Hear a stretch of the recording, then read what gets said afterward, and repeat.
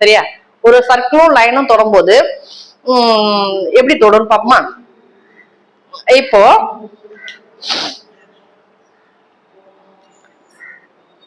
என் கையில 10 Ruby coin இருக்கு, சரியா? சோ இது ஒரு சர்க்கிள், சரியா? ஓகே. இப்போ இந்த மார்க்கரை வேணா லைனுக்கு ஒரு எக்ஸாம்பிளா வச்சுப்போம், சரியா?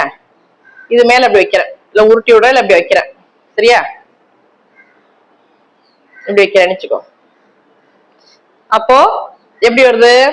இந்த சர்க்கிள் இந்த மார்க்கரை, இந்த காயின் வந்து இந்த மார்க்கரை எனக்கு தெரிஞ்சு ஒரே ஒரு பாயிண்ட்ல தான் டச் ஆகுது, சரியா?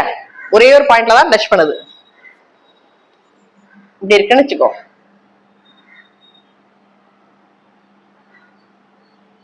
இப்படி ஆக்சுவலா நான் வந்து சர்க்கிள் வந்து ப்ராப்பரா வரையாததுனால அப்படி பட்டையா அப்படி டச் ஆன மாதிரி தெரியுது.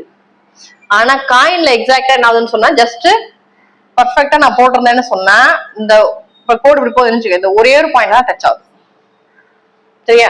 சோ ஆக மொத்தம் இப்படி வச்சாலும் ஒரே ஒரு பாயிண்ட் தான், உருட்டி வச்சாலும் எப்படி உருட்டினாலும் ரொட்டேட் பண்ணாலும் என்ன இருக்கு, ஒரே ஒரு பாயிண்ட் தான் தொடுது, சரியா?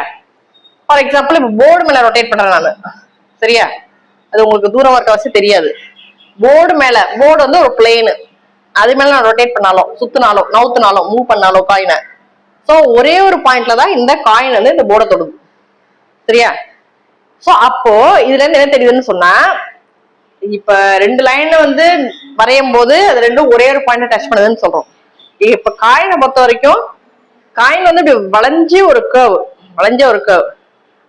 அது வந்து இந்த இது வந்து ஒரு லைனுக்கு லைன் செக்மெண்ட், இது சரியா? செக்மெண்ட்னா லைன்ல பார்ட். இத தொடும் போது எப்படி இருக்குன்னு சொன்னா ஒரே ஒரு பாயிண்ட் தான் தொடுது. அதுக்கு மீறி தொடவே முடியல, என்னதான் நான் உருட்டி பெருத்தினாலும் தொடறதுக்கு முடியல, சரியா? சோ அப்போ இதுல இருந்து என்ன தெரியுதுன்னு சொன்னா, ஒரு சர்க்கிளும் ஒரு லைனும் டச் பண்ணுது, ஒன்னு கான்டாக்ட் பண்ணுது, தொடுது அப்படின்னு சொன்னா ஒரே ஒரு பாயிண்ட்ல மட்டும் தான் தொடும், சரியா? சரி, ஓகே.